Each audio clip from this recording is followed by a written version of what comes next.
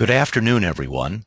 This is Alan Goldberg from the ASBDC, and we have with us the CEO of the Funding RoadMap, who is going to take us through her new and innovative site to automate your business planning for both small and mid-market business.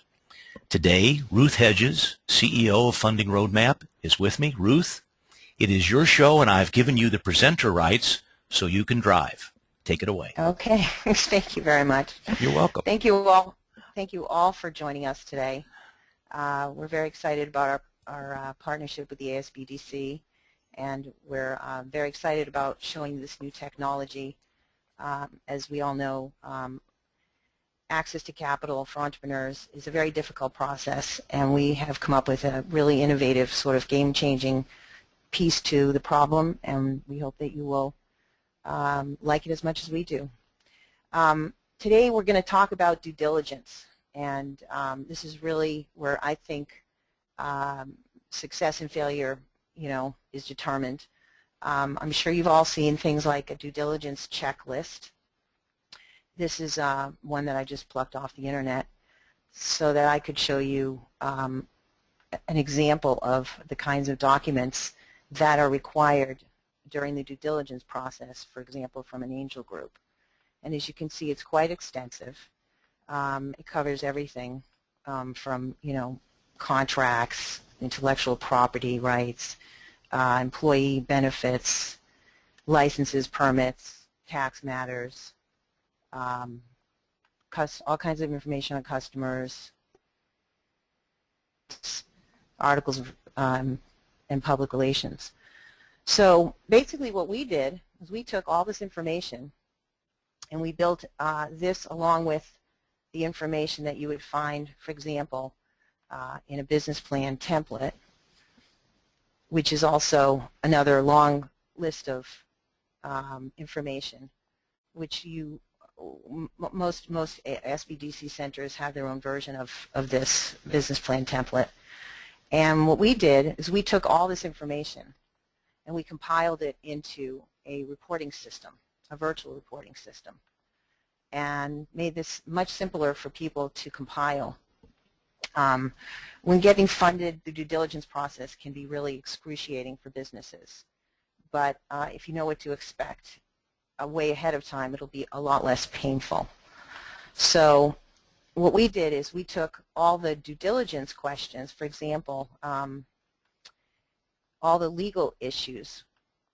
These are some of the questions that you'll be required to disclose, and we made you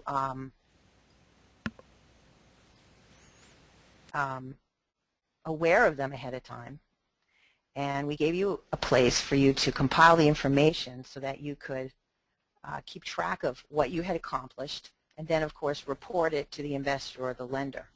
So what is the legal form of business charter for the company? We give you the only correct answers to pick from. You pick the one that applies, and it self-populates into the field. So we take you through all these different questions that are part of the due diligence process, as well as the steps that you need to take, obviously, to plan a business. And not only do you talk about what you've done, but you actually report the status. So do you have it, or do you need it? If more than one thing applies, we give you an opportunity to create more fields to answer the questions. Hey, Ruth, may I interrupt for a second? Sure. I'm not what I would say a big fan of doing paperwork. I've started small businesses. Paperwork to me has always been a burden you have to bear. What I'm looking at on your screen is a way to unburden those people who, first of all, don't like paperwork, but the other thing that is kind of nice is it looks like you've covered every angle of the paperwork that's needed, rather than for a small business person to sort of guess what they need for the due diligence and then hope they've got it in the right format. Yes, absolutely. And the other thing is that there's no guesswork. You don't have to wonder when you look at those lists, the due diligence checklist or a template, which is really a list essentially.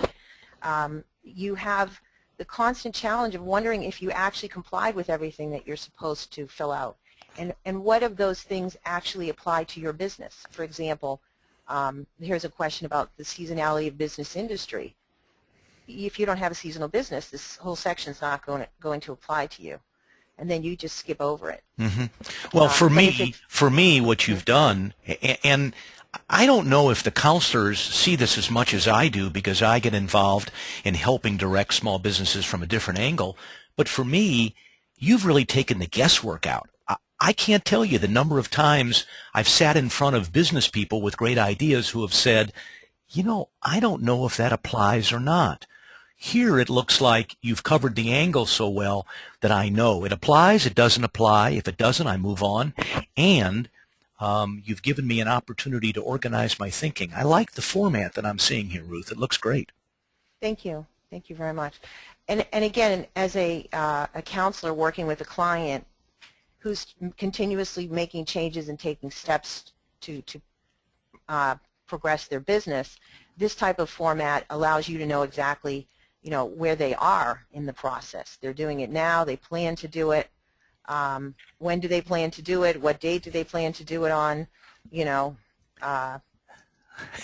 Let's not do it the 35th of March. Yeah, that would be cool. Exactly. But you know something?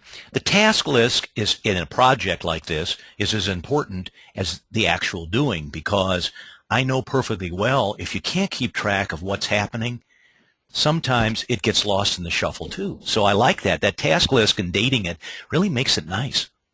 Exactly. And all of these things are given to you. So we're not asking you to guess what it is you may have to do. We're giving you an entire list of everything that you may have to do. You know, secure a lease for an office. Well, have you done it yet? If you're telling the investor that's what you're going to do with their money, where are you in that process? Secure a trademark, a service mark. This is huge. You know, have you said that you're going to you know, conduct a patent search? Where are you in that process? Mm-hmm. This is all part of due diligence, but we've transformed it out of a checklist format like this into an actual working tool, a functioning tool. And then obviously strategic alliance partnership contracts. Does the company have any contracts? This is a big part of the value that you're bringing to the investor or the lender.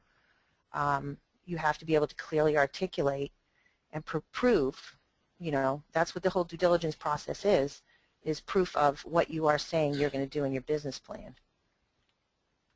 Well, for a small business owner like myself, you've crystallized my thinking, because really there's an awful lot of pieces here that you've assembled that normally we don't even think about. I mean, we may get great ideas, and we certainly get great advice from the SBDC counselors, but there's a lot of pieces that you've got here as you're going through your website that I think of, or I have thought of, after I've made a presentation. I say, oh, gee, I left that out. Or vice versa.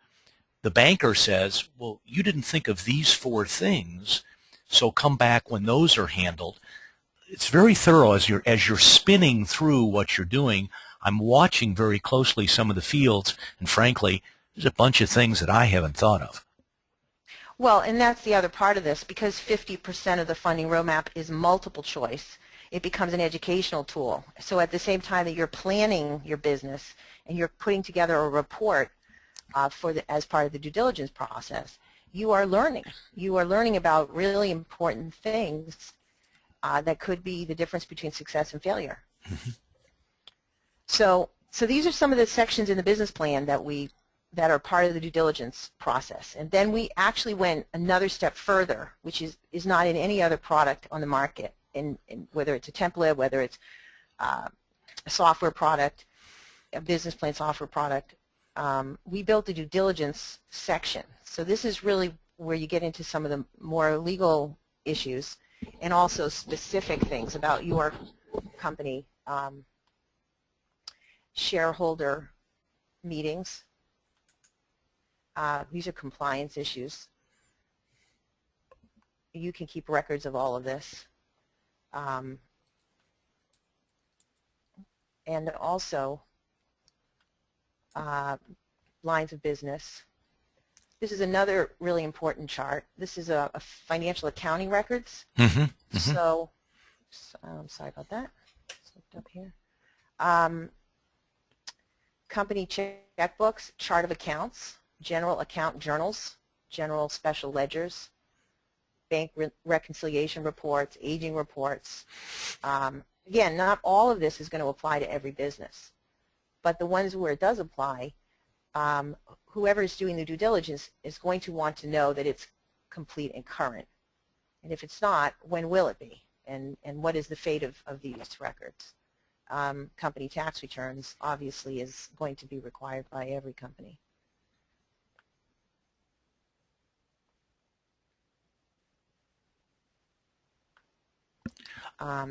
Ruth, I was going to say I really like the multiple, the multiple choice, because a lot of times when I have been trying to do diligence on a particular company, or I'm trying to put something together, I don't think of the variety of answers that I could have. I think about what I have, and for instance, like the different contracts that we might have. I know it sounds funny, but that doesn't always come into play when you're doing diligence, and I think it's very thorough what I'm looking at.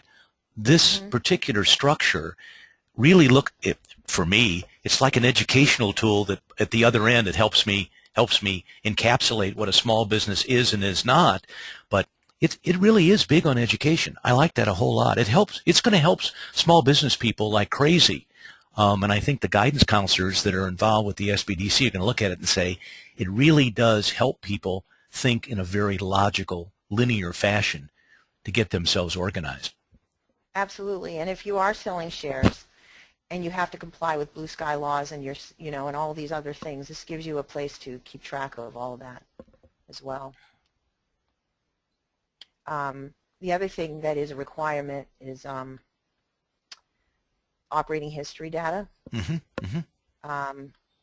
capital flow, income, and asset events. Right. Outside consultants, principal employees,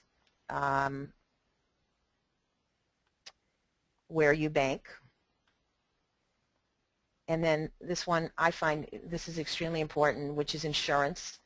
When you look at some of the types of insurance policies that are available out there, a lot of people had no idea that there was website insurance, for example. And so they can go through this again and learn a lot, and then they are able to ask their insurance agent if any of these, they should consider any of these kinds of coverage for themselves, for their business. And so as we take you through this due diligence process, and we're educating you, you're making decisions, you're taking the steps necessary to have the information ready to disclose to an investor or a lender before they actually ask for it. And that's really the key to the funding roadmap. What happens today is entrepreneurs write a business plan, they shop the business plan around, they get an investor, for example, interested in taking a deeper look into their idea, and then they're given this famous due diligence checklist. And unfortunately, they have no idea that they will be required to disclose all of this, confidential information, for example, about themselves and obviously about everybody in their company, and about what steps they've taken to protect, like intellectual property protection, of the assets that they are now asking for funding for. So what we're saying is they should be prepared ahead of time, and they should have all of this information about what they've done and ready to disclose. Now, if they haven't done any of this, that's okay too, because there's nothing wrong with I don't have a patent yet, but I intend on getting a patent. Maybe after I get the funding, I'll have the money to go do the patent. That's okay, but they just need to understand, exactly where you stand in all of these factors. Well, Ruth, for me, having sat in on a lot of angel financing and venture capitalists and bank financing presentations, if there is one thing that this seems to do, is it helps someone who has a very good idea or an ongoing business to organize the presentation. Because it seems like there's a lot of, well, I won't say it's wild guess,